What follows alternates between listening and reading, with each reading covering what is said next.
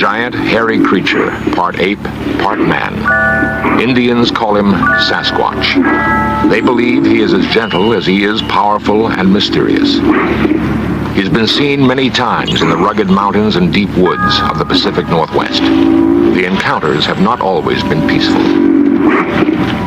In 1924, a small group of men were working a mine in a canyon near Mount St. Helens in Washington. One night, the miners took their weapons inside and bolted the door. They thought they were secure for the evening. Outside, something strange was happening. The cabin was under attack. Boulders rained on the roof, and someone, or something, was trying to break in.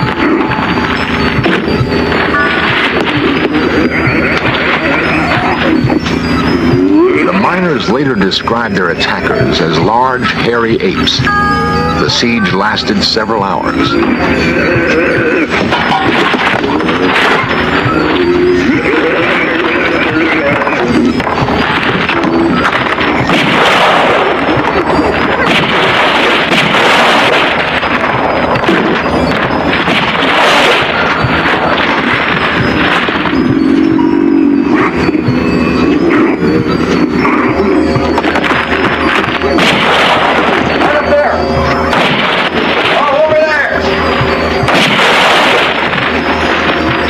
Escaped injury that night.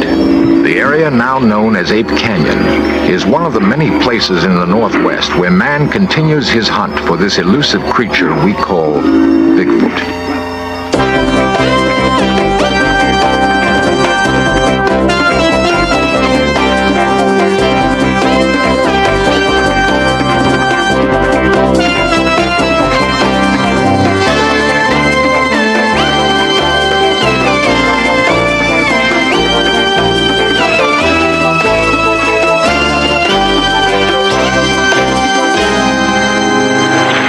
People do not believe in Bigfoot, but a lot of people do, and some of them feel they must kill it to prove it exists.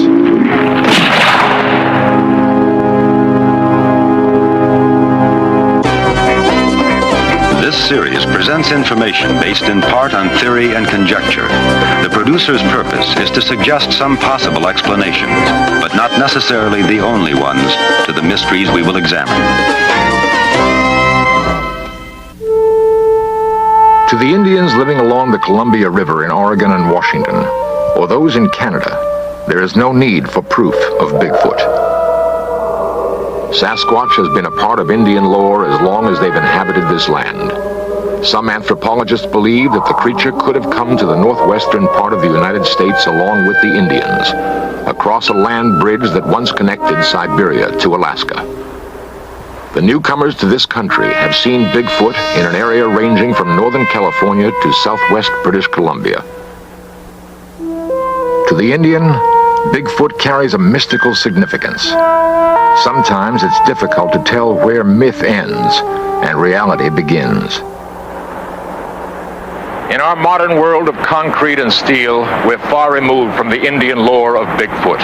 It's hard to imagine any corner of our crowded world where a giant, man-like creature could roam free.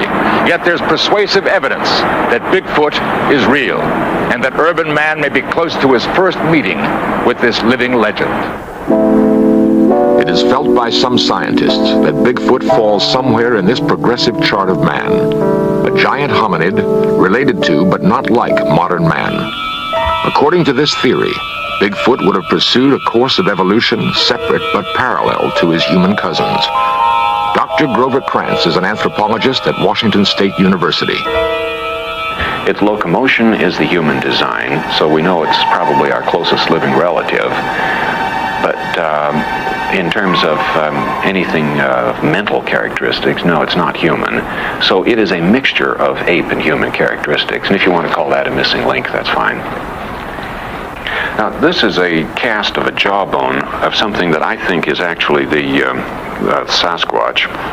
This is a jaw that's anatomically in between human and ape in its teeth, but it's much larger than any living ape, much larger than a gorilla, for instance. These are known from fossils about 1 million years old in China, and it has been named Gigantopithecus, and it has approximately the characteristics that our Sasquatch has. So I'm inclined to think that this species just simply is continuing today. The most convincing visual evidence of Bigfoot is a film taken by Roger Patterson in Northern California. Dr. Krantz believes it to be authentic. I've examined the film many times, watching it forward, backwards, stop frame, measured, and everything. And all of the anatomy of the creature is perfectly consistent. It just simply does not fit with a man wearing a suit. In fact, a suit of that size, we can establish exactly how big it is. There's no way a man could fit into it. The shoulders and chest are simply too wide. The feet are properly designed for carrying that kind of body weight, and that doesn't make any sense unless you've got a body of that size. And Patterson could not have faked any of this stuff. I talked to him about some of the things I saw, and he didn't even understand what I was talking about. Reports of Bigfoot sightings in the Northwest go all the way back to 1811. There have been some in other parts of the United States, but most have come in the area from Northern California to British Columbia. In 1882, a British Columbia newspaper published the story of railroad workers who saw and captured a creature they called Jacko. No one seems to know what happened to that creature, but the hunt for others has brought headlines all across the United States. There have been an estimated 2,000 reported sightings of Bigfoot. Half of those are considered fakes. The other half are very real, especially to those who live in this rugged country and who've seen with their very own eyes, seen something strange and sometimes frightening. I'd been down to my folks's, and Cindy was with me, and we decided it time to go home, and so we left. And Lewis Alway and his daughter Cindy of Stevenson, Washington, returning home one night from visiting his parents, came across something they'd never seen before. It was about 10:30, 11 o'clock at night, and Cindy was sleeping on the floor, on the seat. And I come around the corner there, and there it was. It looked to me like it had just come over the top of the guardrail there. I woke her up and she got to see it just before running to brush. And at first I thought it was a bear, but when it took off across the road on its hind legs, I just couldn't believe it. I hunt and I fish and I see a lot of game all the time, and it looked like something that I'd never saw before. 3 or 4 years ago, we received a call in the late part of the fall.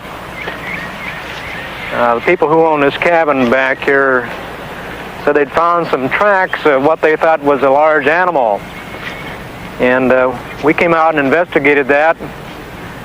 Back here by the tree, we found several tracks that were real large, way larger than a human. I sure wonder about it.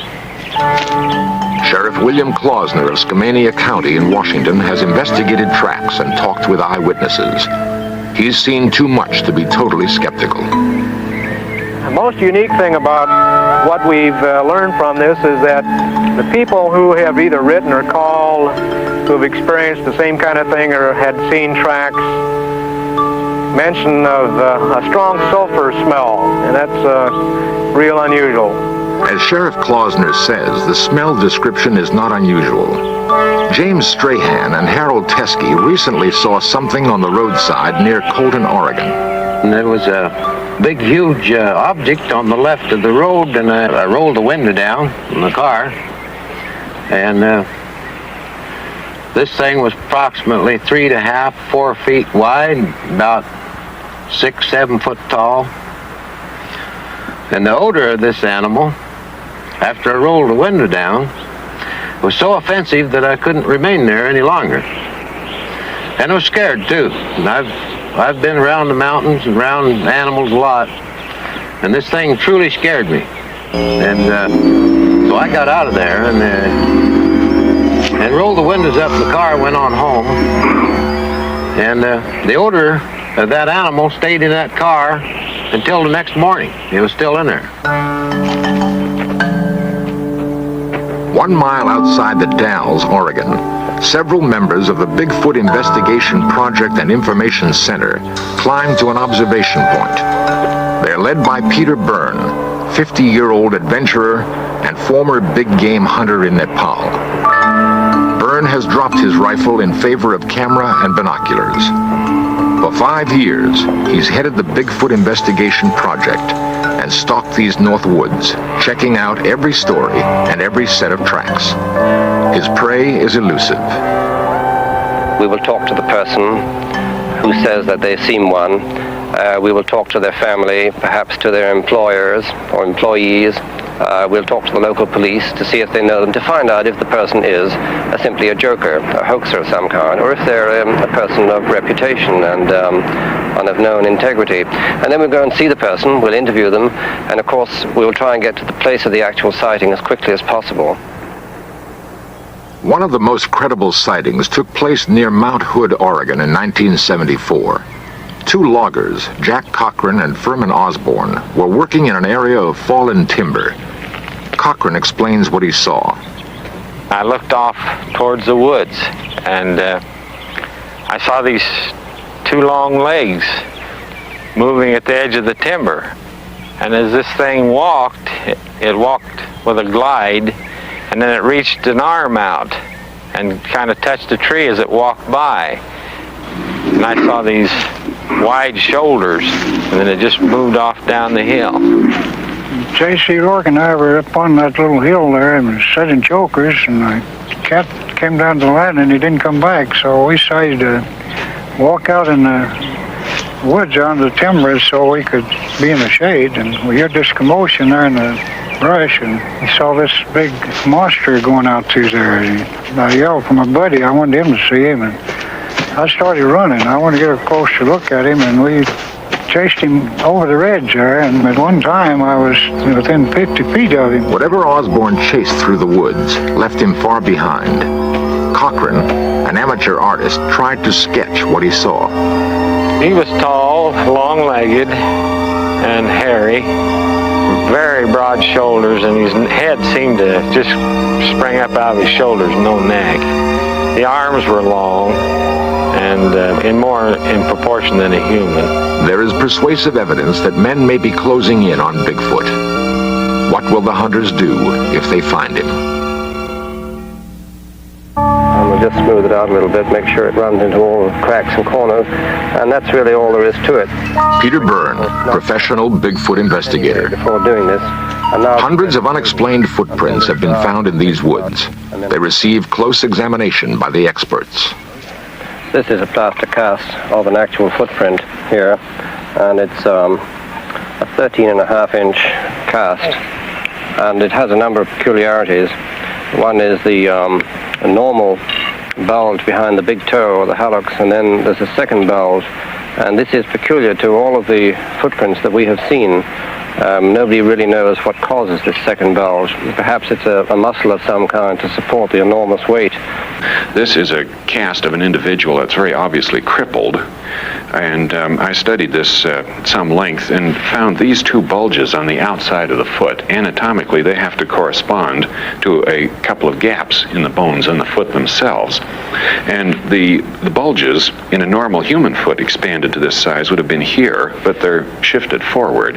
Well, anatomically, this means that the ankle weight is shifted somewhat forward. It's not just a gigantic human foot. It's the leverage has been redesigned, and this happens to be redesigned just exactly the way it would have to be for a 800-pound animal. So if the idea of that this was faked by somebody isn't quite so simple. If it was faked, it was done by a human anatomist who was a real genius, and he had to have laid out thousands of these fakes all over the place, and that just simply becomes impossible. Among the fakeries that we have seen is a piece of film made in 1970 by a man in northern Washington. At first it looked very good. It was a man in a fur suit, of course. The particular man tried to sell it to us for $25,000, and he told us that the creature in this movie was 8 foot 6 inches in height. But when we found the area, we were able to do our own measurements, and we saw that the creature in the fur suit, or the man in the fur suit, was a little under 6 feet in height. This is, I think, is a good example of the kind of fakery that we have encountered through the years. Throughout the Northwest, there are hundreds of men hunting for Bigfoot. Don Peterson, Jack Sullivan, and James Huskin have searched for several years. They believe the hunt will end with a bullet. Well, I think eventually somebody's going to bring one in. It's the only way. Pictures aren't going to be enough, because there's been film taken of one of these creatures anyway, and it's in dispute. Like Jim said, if we take a bunch of pictures, they're going to be under dispute, and if you can shoot one animal, you might be able to save the rest of them from everybody else from shooting them too. And that sets up a conflict among Bigfoot hunters. Does it have to be killed to prove it exists? Through the centuries, the mighty Columbia River separating Washington and Oregon has cut a deep gorge on its way to the Pacific Ocean. It is a big, rugged, beautiful land where man holds a deep respect for nature. In Stevenson, Washington, they passed an ordinance setting a $10,000 fine or 5 years in jail for killing a Bigfoot. The people living in this country have a special relationship to the woods. They depend on the land for their survival. They may not totally believe in Bigfoot, but they believe in the possibility. And they don't want it killed, at least not in their county. District Attorney Robert Leake. We didn't feel that if there was such an animal, that the animal had ever harmed anybody, or that it had done anything to deserve to be shot or captured. We need a piece of the body. Nothing else will be accepted. I think that there are many other ways of proving the existence of something other than killing that particular thing that you're trying to prove exists. My preference would be to locate a hunter who has shot and killed one, and perhaps because he thought he killed a valuable animal or a peculiar human, he might not have said anything about it. But if he would come forward, perhaps we could examine the place where he killed it, and we might find a few bones, and then the whole thing is settled right there. If we don't find such an old kill, then the only alternative remaining is to kill one now. And grisly as that sounds, I think that is probably what we'll have to do. I would strongly urge the doctor to reconsider that, especially if he thinks he's going to do it in this county, because we would enforce the ordinance. Why add more controversy to something that's already controversial? Although what we have to have is a specimen for scientific identification. I think it would be morally wrong. I see no reason. In fact, I talked to a small boy, a schoolboy recently, and he said some people say shoot one to prove that they're there. And then he said, supposing the one they shoot is the last one. Well, my answer to that is if they become extinct, so what? If they're not proven, it doesn't make any difference.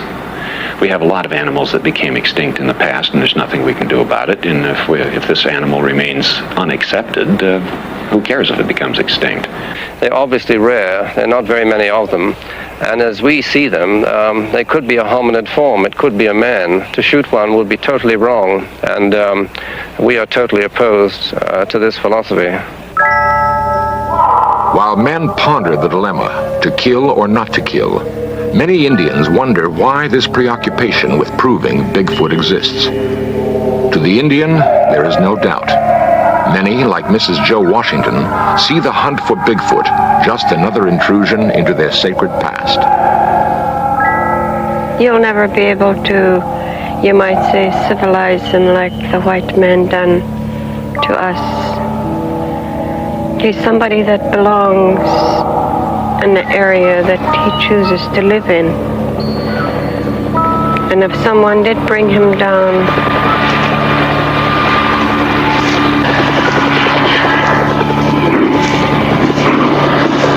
he'd never adapt to your way or even mine, because his way of life is entirely different from ours, mine and yours.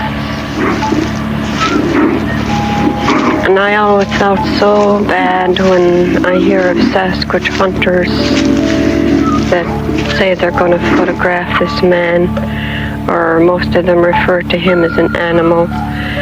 And from the stories and things that I was taught by my people, that he is not an animal, he's not a savage, is a gentle being that just goes about his own way, collecting his own food, clothing, and lives where he chooses.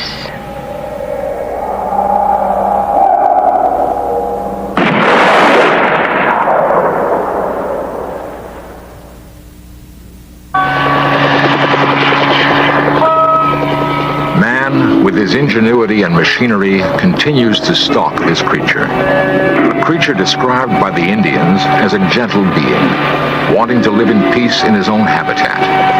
A creature some scientists believe is a link to centuries long past. The gorilla is mentioned in Greek mythology going back hundreds and hundreds of years, and yet it was not discovered until the late 18th century. And the subspecies, the mountain gorilla, was not identified until early 1900. And there are other examples. The fossil fish that was discovered in the Indian Ocean only a few years ago, believed to be extinct for 80 million years. This is the coelacanth, and now it's known to still live off the coast of Africa. Is that the case with Bigfoot? Is this creature really a relative of the Gigantopithecus, a primate that lived over 1 million years ago in China? The land lends itself to hide such a creature. There is food for it to survive. It does not need man. But it may have to die at the hands of man to prove to him that there is such a thing called Bigfoot. If we assume that Bigfoot is real and that men are closing in on this seemingly gentle monster, then we must prepare for that first meeting. To have eluded us for so long, Bigfoot must understand men very well. The burden will be on us to understand him. Bigfoot may well be waiting for some sign that we're ready.